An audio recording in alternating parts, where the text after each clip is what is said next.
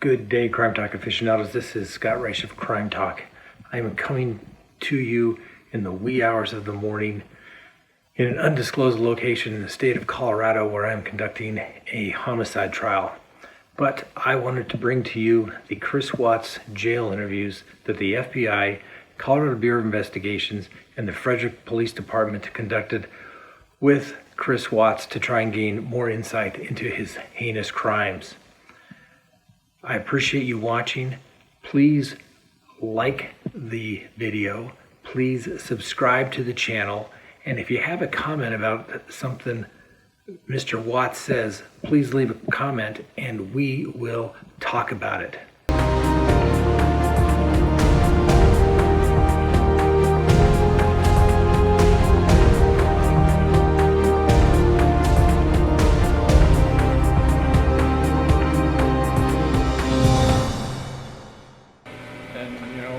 I even called you about it, like, what do you recommend that I do? And he's like, it's kind of up to you.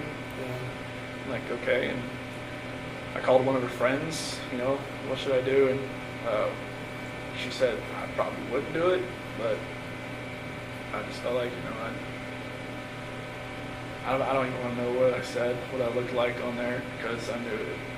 Some people said it just made it look even worse after the fact, but it didn't look good.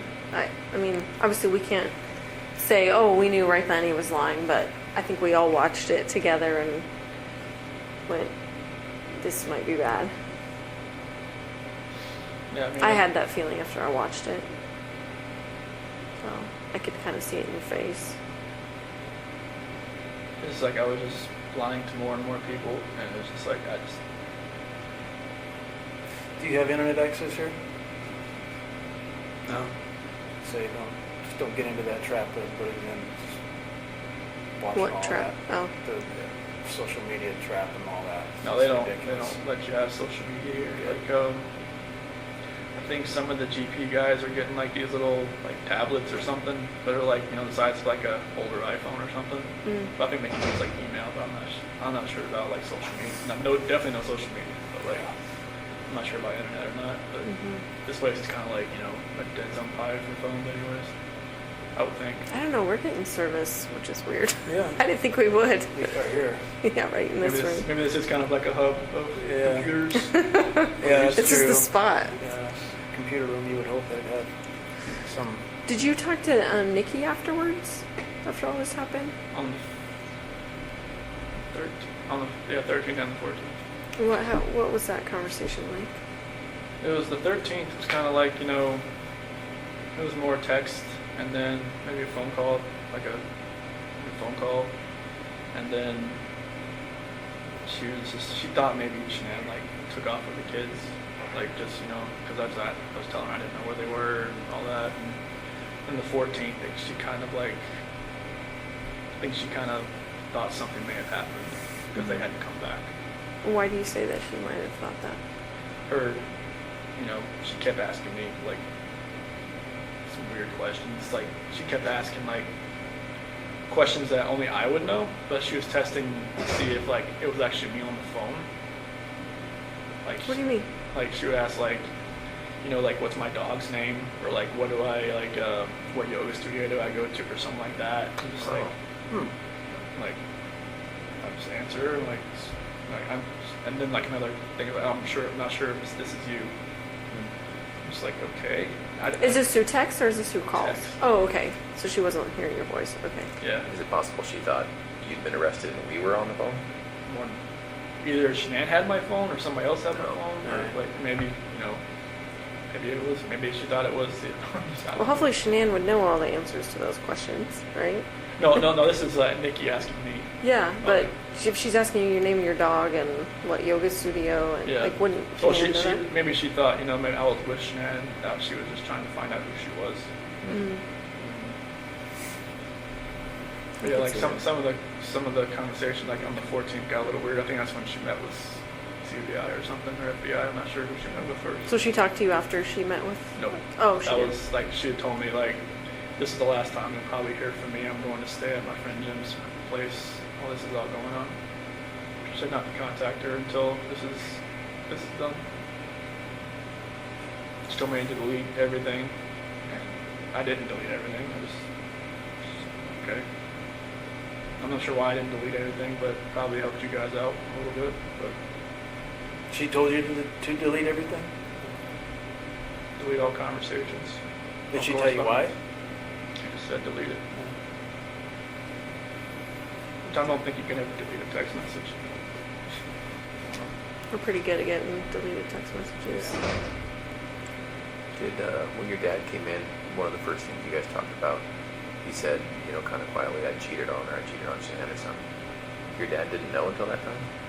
No, they had, when I was in North Carolina on August 6th, when I spent most of the day with my parents and my sister and everybody, you know, they had, I had told them like something like, you know, this, I don't think this is gonna work. Like, with what happened with the nuts and everything, and they're not being able to see the kids, they're like, you know, this is the first time they had talked to me, and pretty much. Oh, because you went 3 weeks or something, right? Yeah, because Shanann told me to call him while I was at the beach just to smooth everything out, because she was like, all right, whatever's going on in your head, you need to fix this. But she didn't want she didn't want the kids to see him. She didn't want to see him. And then, like, when I did see him on August 6th, it was after I went and saw my grandmother. She's in a nursing home. And she still wouldn't go see my parents or anybody, even the kids. So I just told her to leave me there, and my dad would come pick me up, and, you know, spent the whole day there. And I just, they were, you know, they said they want to see the kids. They just don't know if they could ever, like, you know, just forgive Shanann for everything that happened that day. I guess, I mean, I'm not sure, like, everything that was said that day when they had that argument, but apparently it was like a knockdown, drag out, like, bomb that went off in there. Pretty hurtful things. Yeah, I'm guessing so. And, you know, they just don't know, like, if they could ever forgive her or not. And I just, like, I never told them about, like, you know, cheating on her. Like, they even asked me, is there somebody else? Oh, did they really? Yeah. So they could kind of sense maybe something's going on? Yeah, because Nikki was texting me the entire time I was over there. Oh. So, like, they could kind of see, like, I was texting somebody. But it was like, maybe they kind of knew. Like, even like when I was in San Diego talking to my friend Mark, I told him about Nikki, but I didn't tell him like I was gonna meet up with her. Okay. I told him that, you know, I was trying to, like, I should have just told him right then. Maybe that would have helped me. I know maybe he had an instance where there was some girl coming after him, and she was engaged, and he ended up getting with her, and then they were together, and then she cheated on him. Is this before he was married or during? It was after. Okay. But, like, he could have, you know, helped me, but I just, you know, I never told him the whole thing. That, you know, it was a lot further along than I wanted it to be. That's interesting to think about, right? Because your dad could have given you some good advice. Yeah, everybody. Now, this is my friend Mark. Oh, Not my I'm dad. sorry. Okay. Yeah. When I was in San Diego. Oh, I gotcha. So you think you told Mark about that and hoping that he maybe questioned you about it, or? Well, I was, because, you know, Mark, my best friend, you know, I grew up with him since I was like 8, 9 years old. Yeah. So, like, he had been married before, and it didn't work out. I guess they were stationed together or something, like, over in Korea. And I should have just kind of just came out with, like, the whole story. Like, you know, like, I just told him, like, there was this girl at work that, you know, I've been talking to, but I'm just distancing myself from her. Yeah. But that wasn't the case. Yeah. I was just letting it, you know, exponentially get worse. Right. And if I had told him, like, hey, you know, Yeah. he would have been like, whoa, man, like, all right, take a step back and look. Yeah. Right. And, like, don't, like, fall into that trap, being you're going to be alone for 5 weeks. And there's times I wish, you know, like, maybe Shanann didn't have to go away for 5 weeks. Maybe we all just went for 1 week. Yeah. Nothing would have ever happened. It's only, I mean, 5 weeks alone, that's the only reason really that was almost even allowed to happen. There are quite a few people who would tell us, and who do tell us, you need to look into Nikki more, Nikki Kessinger. All the way from the extreme end of things being, Nikki's the one who ordered the hit. She was there hiding in the basement. She was there. Yeah. You know, so the extreme is, she's the one who told Chris to do it. She's the real problem. All the way, that's the extreme side, and then all the way to, well, there were these texts where she was infatuated, she was in love, she was saying how good Chris was in the sack, and maybe we should look at her more. You know, what would you say to those people? Like, you know, she had her moments where I had to talk her like off a ledge kind of deal. What does that mean? It's like, I guess after the fact, there was like videos of her that she was like recording herself because she was like bipolar or something. I never do that. But it's like, and she would get worked up about nothing. She would just like, she came to my house once because I think it was like July 4th. I didn't have to work that day. So I didn't like get up at like, 4 o'clock and go home. Mm-hmm. And Shanann called me like 10 times in a row. And I didn't hear it because I was sleeping. And I was just like, and she was pissed. Shanann was pissed. And like I called her outside, like, where are you at? Like, what? Like, I was like, I didn't have to work today. It's like, you called me at like 5:30. It's like, well, kids want to talk to you at 7:30. I'm like I was sleeping. She's like, she just like, screw you. Like, like I don't know where you're at. And on the phone. And I went back inside. I told me, I gotta go. And she was just like, okay, are you coming back? I'm like, probably not. So wait a minute, you kind of lost me there. Were you at Nikki's place when Yeah. Shanann called you? Yeah. Okay, and so you were sleeping in her bed. Yeah, because I wasn't going to work that day because I I gotcha. didn't have to that day. Okay. The first holiday I ever had off. And, Shanann was pissed and, it kind of pissed Nikki off too that I left. But I think that's when I called Nikki later and she was like, she kind of realized that, she'd always be like, the second, she said second fiddle. Sure. And because that's how I probably would come back that day. Just, I don't want to be anywhere else when Shanann calls. She was already pissed. So it was stuff like that where she would she would go, she said she would go on like websites and look at like, will a relationship work with somebody, like will a mistress work with, will a mistress turn into a relationship? That's what Nikki was looking at? Yeah. She would tell you that, or you She heard told that? me that. Okay. Yeah, she said that she would go on websites and look at stuff like that. I was like, why do you even look at stuff like that? She's like, I just want to see what other people have experienced. But like, so that confuses me though, because I thought earlier you were saying she thought you were heading toward a divorce. So why was she looking at herself as a mistress? This was later on. Oh. Like, okay. in August, like Okay. first week of August, when I told her like, I had to have that talk with her about separation. Uh-huh. That's when like she started looking at like apartments and stuff. But like during our July relationship type thing there, Oh, I see. that's when she was looking up like, it will actually work. Okay. She told her friend Brittany about it, I guess, and Brittany told her not to do it, but she said she'd already made her decision. Okay. And so, are those people absolutely wrong about Nikki? She wasn't asking you to get rid of your family? No. Are you sure? Yeah, sure. Okay. And no part of any of this was because she put it in your head or asked you to, or? No, she never. I mean, this whole relationship contributed to it. Sure. But she didn't Okay. want me to. I mean, was it ever like, I wish you didn't have kids, I want to have, kids of my own with you, like, She never knew if she wanted to have kids, but she said that, at one point she said, I'd like to give you a son. did she know that Shanann was pregnant with a boy? No. Did she know Shanann was pregnant? No. And why is that? You just didn't tell her? I didn't tell her. Like, because we had met. But Shanann put that on Facebook. That's Like, how did why- she not see I that? don't know. Maybe she did. She just was waiting for me to tell her, or she put it out of her head. Can I ask you a question? A lot of people think you named Nico after Nikki. So what was that? Nico was actually a name that Shanann liked. Okay. Shanann thought of that one? Yeah, I wanted to spell it like N-E-K-O. I thought it was like Nico that way. Mm-hmm. But she said N-I-C-O. And I thought it was like, something like Nico or something. Okay. I guess Nico is more of like an Italian name. Italian, yeah. So, and like Stidley for, my middle name and my dad's and all that. But like Nico is like, that's a name that she always liked. Okay. Did she name all the kids? Did she name Bella and Celeste? Yeah, Bella, because Italian means beautiful. Marie, mom's middle name. Celeste is her grandmother's name. Catherine's Shannon's middle name. Did you have any input in their names? I just told them I liked them. I was like, if we had a third child, you know, I was gonna, maybe we could have like Lee in the middle name, but I knew like the girls' names. It was, I love those names, so I was like, that's cool. Mm-hmm. Especially like with the, you have little nicknames for them, like Belle and Belladine and Cece, obviously. So it was good, but yeah, Nico was, yeah, it was. Okay. Can we go back to the house on the 13th?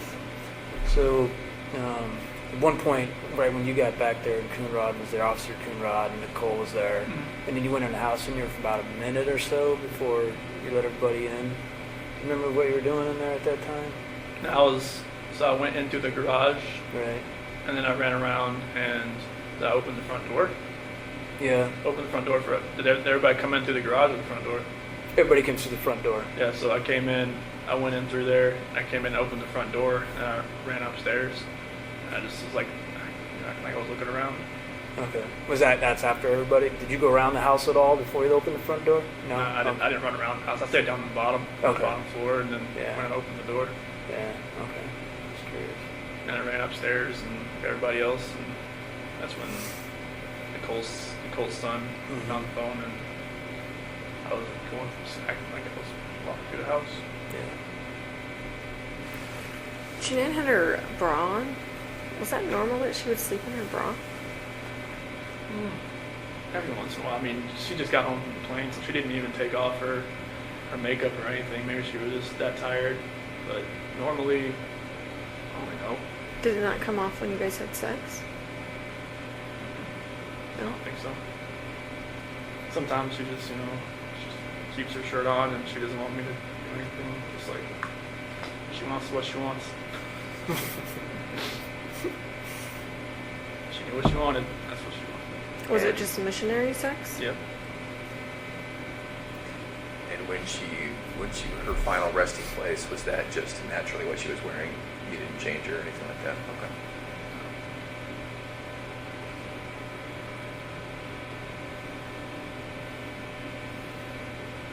Did you have to see any of that stuff? Pictures or anything? No. I asked not to. Okay. They said I could. I was like, no, I don't want. And I've prayed for those hazmat workers. That I'm sure it was hazmat, right? I had the You were part of it. yeah. And like, We were all there. We were all there. I'm sorry. Yeah, I never wanted to see it. I just prayed for that. I'd rather have to be there. I never wanted to know what the aftermath was. And they said, like, if this ever got like a preliminary hearing, that I would have to see him just to be prepared and not have a reaction, an initial reaction. But I was like, I don't want to see him.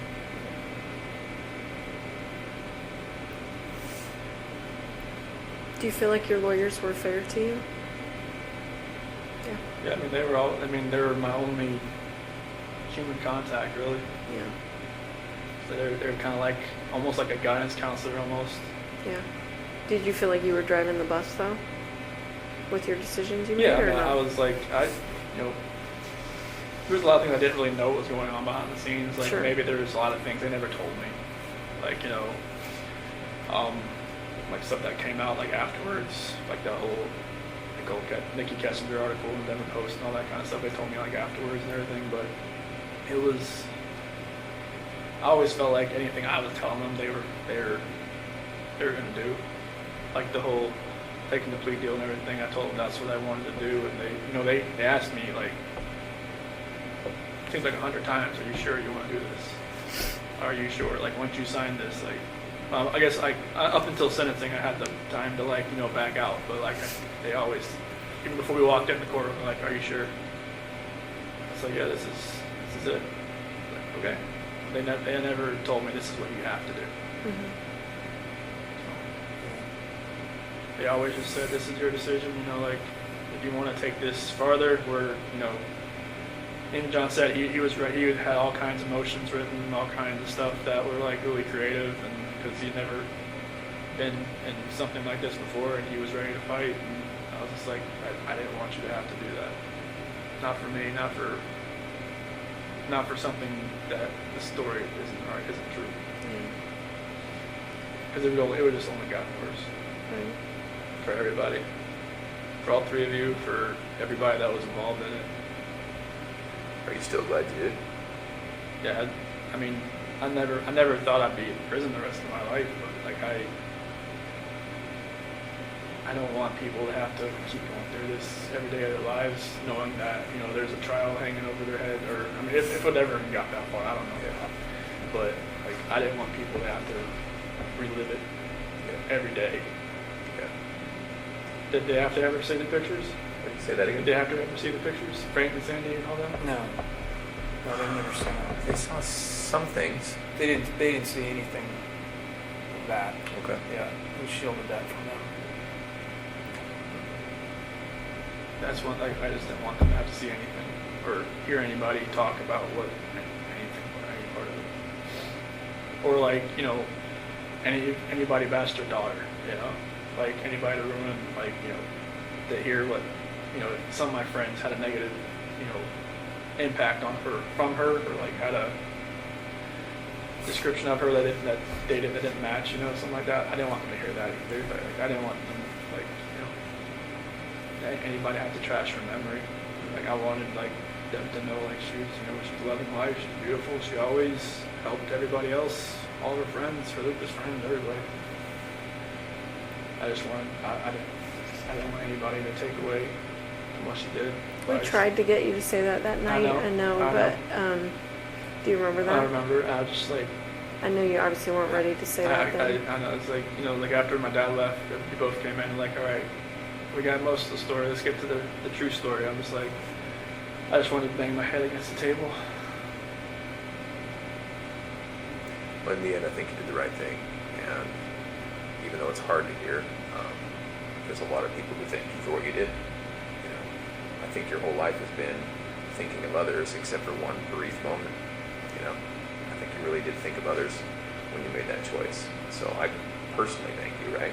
Because it would have been hard for the three of us to go through about this hard, and for everyone else about that hard, right? Yeah, it was anybody that was family or friends. Right. And then, you know, just exponentially harder for everybody. Yeah. I think you did the right thing. So you haven't told your parents what happened? You just told them I'm pleading guilty for a reason? Yeah, I've told them, like, on the phone, even, because they're still, I don't know. You should fight it. You should get... They've got letters from, like, Australia, from England, I mean, of, like, the 35C in Colorado and stuff, like, you know, improper counsel or something like that. Ineffective counsel. Ineffective counsel. And, I mean, some of the stuff they've, you know, they've said about, you know, the dry patch, how it's not, like, FDA approved, how it can alter somebody's mind, like,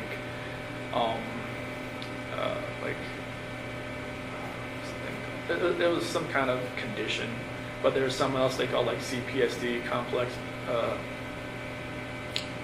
post-traumatic stress disorder, or something like that. Have been, like, some people from England have had it. It's like they've been in an emotionally abusive relationship and stuff like that. I mean, just like, you know, some of those subjects they put in there, like, yeah, I can relate to it, but like it doesn't make up for the fact what happened. But like they've got a lot of support from, they've got a lot of hate mail, a lot of phone calls, a lot of, like, you know, stuff like that. I wish they never happened. But they, you know, they get some support, which is good. But on the phone, they still think, you know, there's a chance that I could get out. Yeah. I mean, you don't want to ever think your kid's going away forever.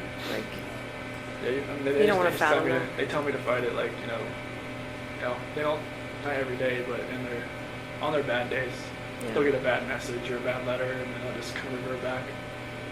is it more your mom or your dad? My mom, she Yeah. loses it a lot Yeah. on the phone. My dad's usually trying to, you know, like, hey, don't talk about this stuff on the phone with him, because it's just gonna rile you up, and it's gonna make him go back to his cell, and he's gonna just kind of think about that all night, Right. and that happens a lot. Yeah. Would you ever want them to know what you're telling us today? I'd rather just tell them myself. Yeah. So they're coming. I think they're gonna try to make a visit in like May or so. So they don't know. Do they still think that Shanann killed the girls? They still believe that, even though I told them I pled guilty for a reason. But they think that I was their words, like, railroaded by the legal team. Yeah. Because they, you know, they felt like they pressured me to do it. Yeah. To, Do you feel like that? no. No. No, they asked me plenty of times. This is like, they wanted to fight. Like they were, if I said fight, they would have just, Yeah. gone and, Put on their gloves. yep, just went in there and did it. Yeah, it's like, no, I can't have you do that.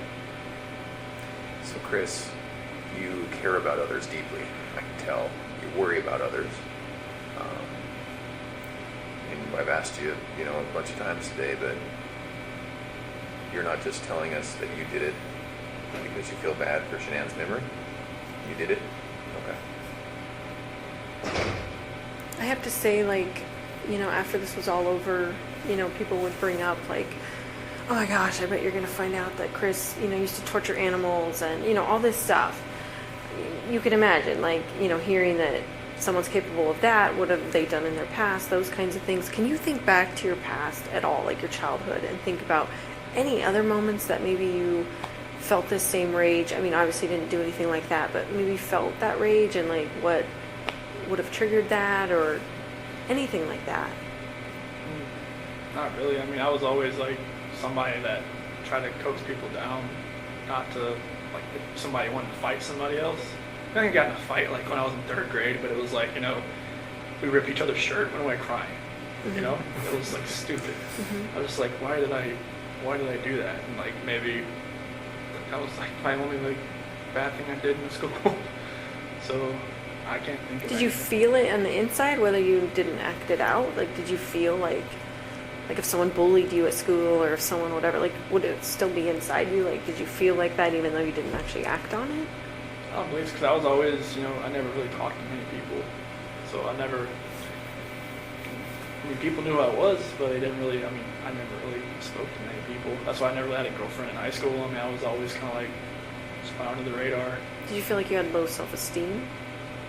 I won't say low self-esteem. It was just like, I didn't want to be part of like a group or a clique. I just like, I had a couple friends and sat at a lunch table with them, or sat out in, they call it like the fish pond area, and, just chilled out there. And, I didn't really want a whole lot of friends. Just kind of like, just close knit, and I just wasn't out there. I mean, like I said, people knew who I was, but it wasn't a matter of like I was popular or anything. Can you attribute that to anything in your childhood? Why you were like My that? sister was always the popular one. Uh-huh. She was more like my mom, like more like outgoing, and like me and my grandma would always sit outside in middle school waiting for her to come out and pick her up, and she'd always be the last one out. She'd talk to everybody in the hallway. And my grandma would always like, where is she at? Does she know we're waiting? But, I would...